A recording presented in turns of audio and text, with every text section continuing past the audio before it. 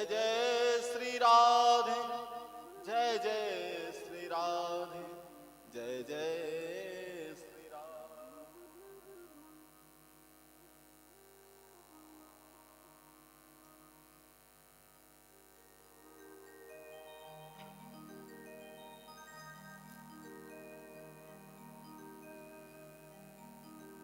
अनंत कोटि श्री ब्रह्मांड नायक सर्वेश्वर सर्वाधिपति श्री राधा रमण बत श्री राधा रमण चित्त धारक केवल आधार निराकार निर्विकार निराशेष अकारण करुणावान वरुणालय श्री भक्त वांछा कल्प तरु तड़िदित विनिदित पीतांबर धारी श्री बाल कृष्ण लाल की अनुकम कृपा से जो है श्रीमद् भागवत कथा का आज पंचम दिवस कथा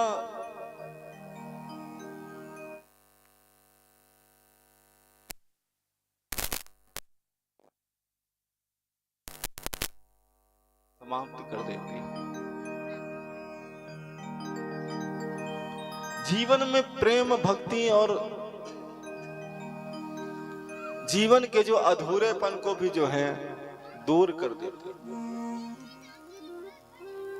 कहीं ना कहीं हमें हर स्थिति में, हर क्षेत्र में, हर मार्ग पर, हर राह पर, हर दिशा पर, हर कुकर्म पर, हर व्यक्ति के जीवन में जो है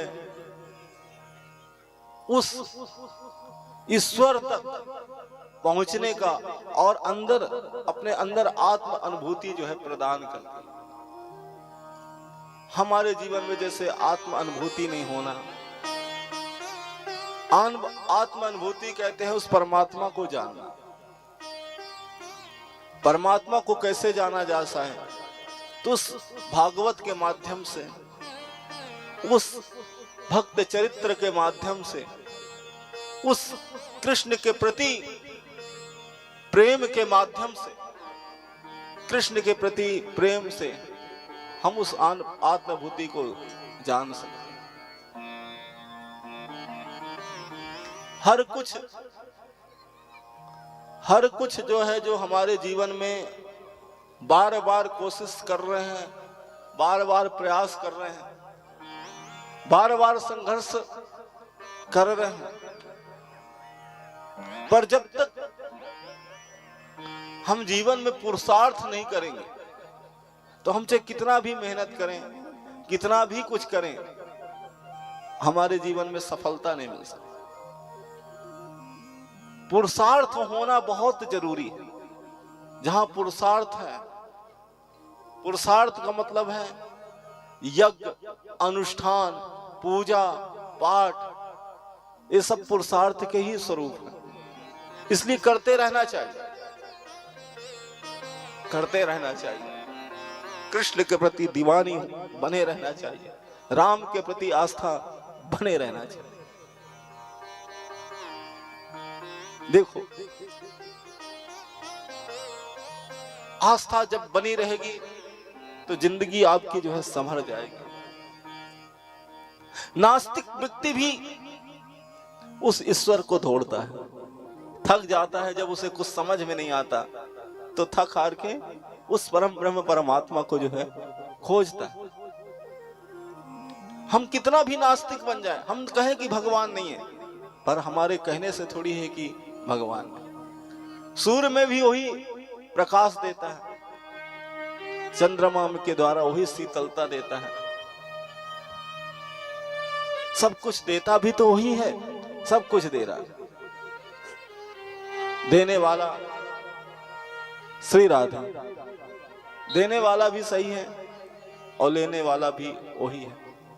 देता भी वो है, लेता भी वो है, बनाता भी वो है तो बिगाड़ता भी वो। वही यशोदा का लाल बन जाता है, बन गए।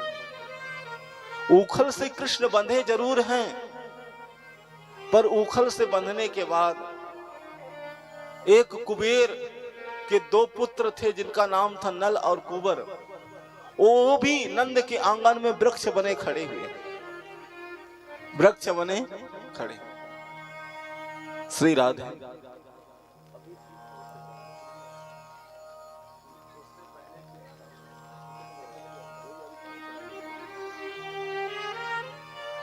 श्री राधे राधे। तो भगवान क्या है कि उस उखल में भी नल कुबर जो है वृक्ष दो खड़े जरूर हैं, पर कुबेर के पुत्र हैं। भगवान ने देखा कि इनका उद्धार करना चाहिए, अब इनका कल्याण करना चाहिए। जब कल्याण होगा तभी तो सब कुछ होगा। भगवान उस उखल को लेके गए और जाकर के दोनों वृक्षों के बीच में अड़ा दिया और एक झटका मारा कि उखल जो है टूट गया। वो वृक्ष दोनों टूट गए और जो है नलकूबर के पुत्र प्रकट। नलकूबर के जो पुत्र हैं वो प्रकट तो हुए, अहंकार के वश वो क्या बन गए थे? नारद जी के श्राप से वृक्ष बन गए। कभी भी जीवन में कभी भी संत का अपमान नहीं करना चाहिए, संतों का कभी उपहास नहीं करना चाहिए। संतों का यदि सम्मान न करो तो उनका अपमान भी मत करो। यदि तुम्हारे पास है कुछ तो दो, नहीं है तो मत दो, कोई बात नहीं, वो कभी तुमसे मांगेंगे नहीं। यदि है तो दो, नहीं है तो मत दो, पर उनका अपमान मत करो। जहां अपमान पता नहीं ना जाने किस भेष में मिल जाए नारायण, किस रूप में वो नारायण मिल जाए इसकी कोई गारंटी नहीं।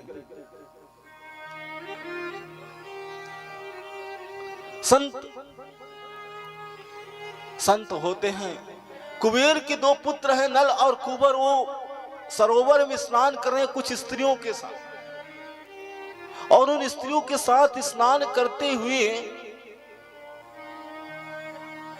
अप्सराओं के साथ स्नान कर रहे, निवस्त्र स्नान कर रहे, नंगे स्नान कर रहे।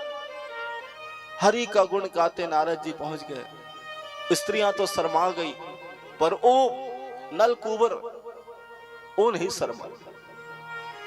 जब वो नहीं शर्माए तो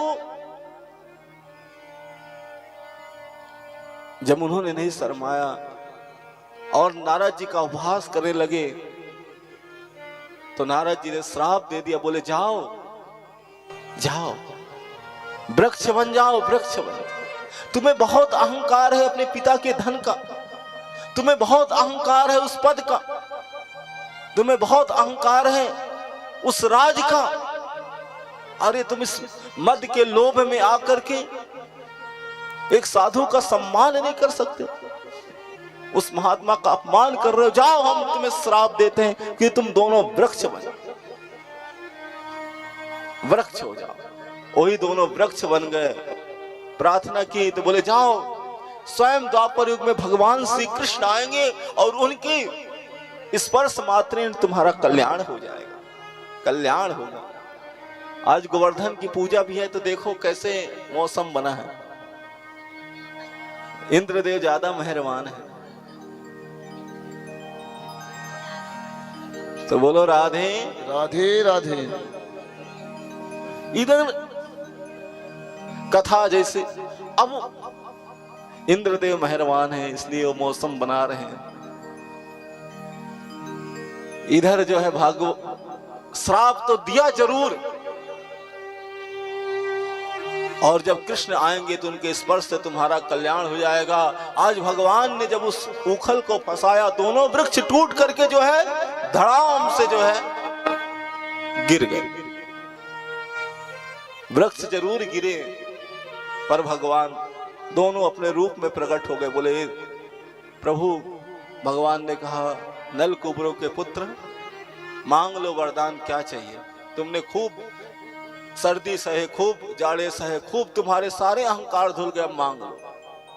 बोले बस प्रभु अब एक ही बने श्रमणो कथाया। हे गोविंद, ये वाणी हमेशा आपके गुणगान करती रहे, ये ताली, ये मस्तक आपके श्री चरणों में झुकता रहे, ये पैर हमेशा आपके मंदिरों तक चल करके जाए और हमेशा आपके भक्तों से हम जुड़े रहे। बोले जाओ एवं मस्तु प्रभु ने कहा। चल दिए इधर नंद बाबा ने देखा कि भाई जब से कृष्ण आए हैं कुछ ना कुछ उत्पात होता रहता है ब्रज में, कहां चले कहां जाए, कोई ना कोई राक्षस आते रहते हैं और हम कहां जाए। बोले एक बहुत सुंदर स्थान है, देखो ब्रज 84 कोस में एक से एक स्थान है, पर एक बहुत सुंदर स्थान है जिसका नाम क्या है? वृंदावन। वृंदावन है तुलसी, और जो तुलसियों का वृंद है वो वृंदावन। आहा, अद्भुत वृंदावन, जहां मोर भी जो है नृत्य करती है उस गोविंद को रिझाने के लिए, जहां यमुना जी कल कल करके जो बह रही है। अद्भुत वृंदावन, अद्भुत वृंदावन को देखना तो एक बार आप वृंदावन जरा चल करके देखना। वृंदावन जैसा रस, वृंदावन जैसा आनंद, वृंदावन जैसा भक्ति और वृंदावन जैसा प्रेम कहीं नहीं।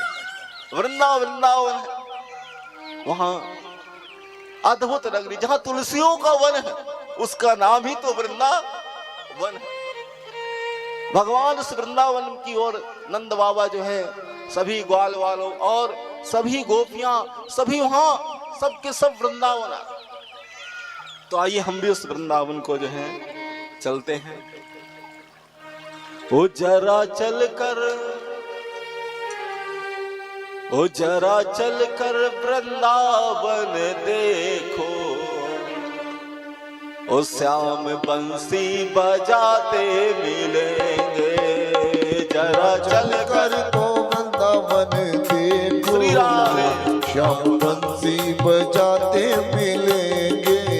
ओ जरा चल कर वृंदावन देखो, श्याम बंसी बजाते मिलेंगे। जरा चल कर तो वृंदावन देखो, श्याम बंसी बजाते मिलेंगे। ओ जहां ओ झूला झूलती मिलेगी राधा रानी, झूला झूलती मिलेगी राधा रानी। श्याम झूला झूलाते मिलेंगे, श्याम झूला झूलाते मिलेंगे। जरा चल कर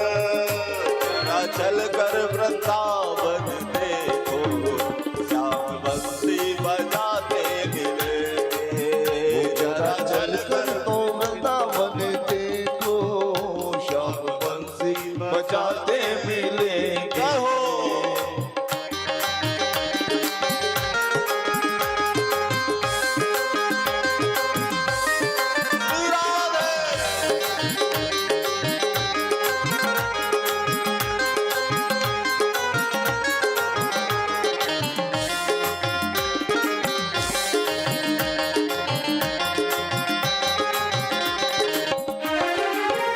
वहाँ बहती है यमुना की धारा, वहाँ बहती है जमुना की धारा। वहाँ बहती है यमुना की धारा, वहाँ बहती है जमुना की धारा। जरा चल कर वृंदावन देखो, श्याम रास रचाते मिलेंगे।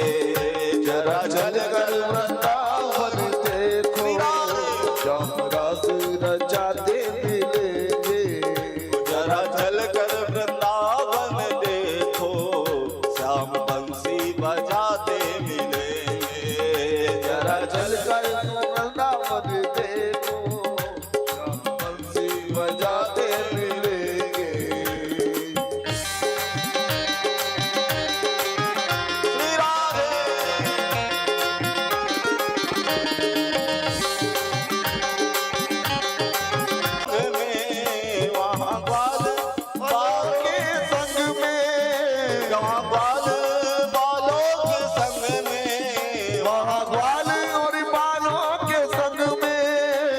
श्याम माखन लुटाते मिलेंगे, श्याम माखन लुटाते मिलेंगे, ओ श्याम माखन लुटाते मिलेंगे, ओ झूला झूलती मिलेंगी राधा रानी, ओ झूला झूलती मिलेगी राधा रानी, श्याम झूला झूलाते मिलेंगे, श्याम बंसी बजाते मिलेंगे।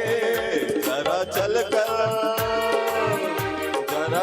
कर वृंदावन देखो, श्याम बंसी बजाते मिलेंगे, वो जरा चल कर तो वृंदावन देखो, श्याम बंसी बजाते मिलेंगे।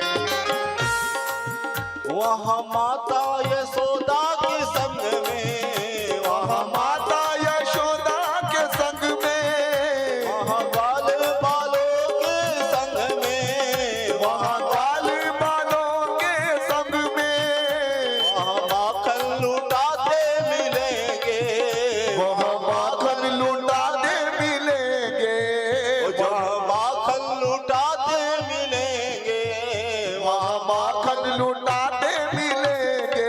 ओ जरा चल कर वृंदावन देखो, श्याम बंसी बजाते मिलेंगे, श्याम तो वृंदावन देखो, श्याम बंसी बजाते मिलेंगे, श्याम बंसी बजाते मिलेंगे, श्याम बंसी बजाते मिलेंगे।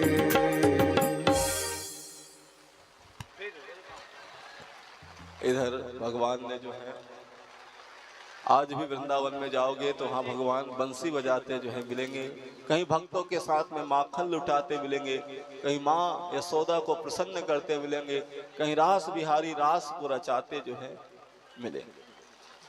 इधर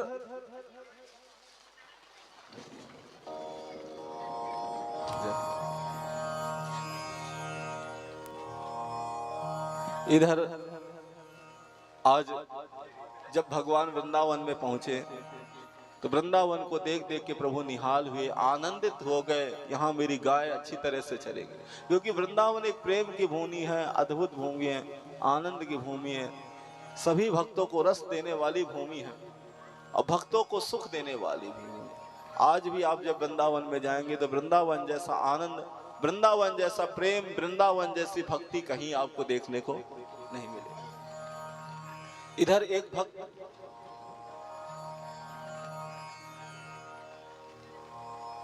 अभी वृंदावन में आज भी कन्हैया ऐसा लगता है कि किसी न किसी गली से घूमता हुआ आ रहा है, किसी न किसी गली में जो है प्रभु विद्यमान है। ऐसे लगता है कि कन्हैया यहाँ से अभी गए नहीं हैं। आज भी वैकुंठ धाम जैसा वृंदावन लगता है। वैकुंठ देखना हो तो वृंदावन को देखो, वैकुंठ है, लगता है साक्षात वैकुंठ है, गौलोक धाम है वृंदावन। आज भी वहां गाय भैंस सब, आज भी वहां दूध शुद्ध मिलते हैं। और आगे की प्रसंग सुनाते हैं, सुनिएगा। इधर एक और माँ यशोदा से जो है गोविंद प्रार्थना करने लगे, बोले मैया हम वृंदावन तो आ गए, भगवान 5 साल के हो गए, बोले हमें गाय चराने की अनुमति प्रदान कर, हमें गोपाल। आज माँ यशोदा ने कन्हैया को गोपाल बना दिया, गोपाल बना दिया और गाय चराने की अनुमति प्रदान की।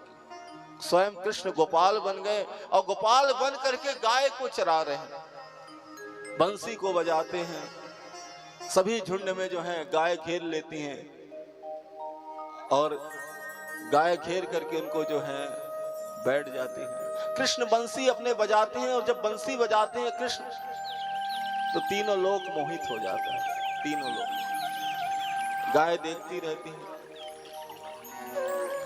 और कहती हैं कि हे कृष्ण बंसी बजाओ। बंसी मतलब वे कहना चाहती है कि बंसी को बंद मत करो, बंसी बजाते रहो, ये सुनाते रहो। तीनों लोग स्तब्ध हो जाता है, स्तब्ध हो जाता है। देवी देवता भी नहीं समझ पाते कि उस बंसी में किसका धुन बज रहा है, किसका धुन बज रहा है, किसका बज तो उस मुरली वाले का धुन रहा है। स्वयं शिव भी नहीं समझ पाते, शिव ब्रह्मा सनकादिक नहीं समझ पाते कि कौन सा धुन बज रहा है। तो ब्रह्मा जी तो क्या जान पाए, क्या जान पाए। ऐसा बंसी बंसता है तो गोपियां जो है स्तब्ध हो जाती हैं। घंटों और खड़े रख करके कृष्ण को उस बंसी को सुनती रहती। यमुना के जल के किनारे पहुंच जाते हैं और घंटे खड़े रह करके उस बंसी की मधुर शब्दों को सुनती हैं और राधे राधे गाती, सुनती रहती, कृष्ण का चिंतन करते, कृष्ण का ध्यान करते और स्तब्ध होकर के जो है आनंदित रहते, उमड़ी रहते, कृष्ण कृष्ण कृष्ण करते। इधर कभी कभी तो गोपियां कहती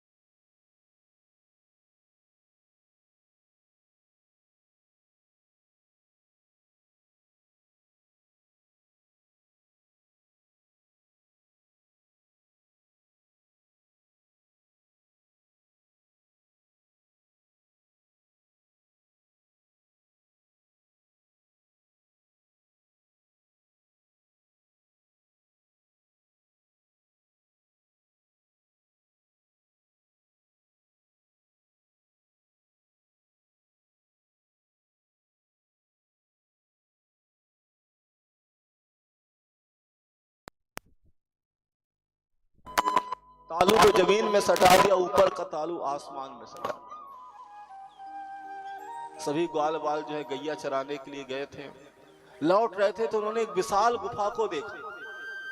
उनको लगा कि गुफा कहां से आ गई, अभी तक तो थी नहीं वृंदावन में, पर अचानक कैसे दिखी। ग्वाल बाल को कृष्ण रोकते हैं, वो कोई गुफा नहीं है, वो राक्षस है, वकासुर है, भेजा हुआ राक्षस है, कंस का भेजा हुआ है।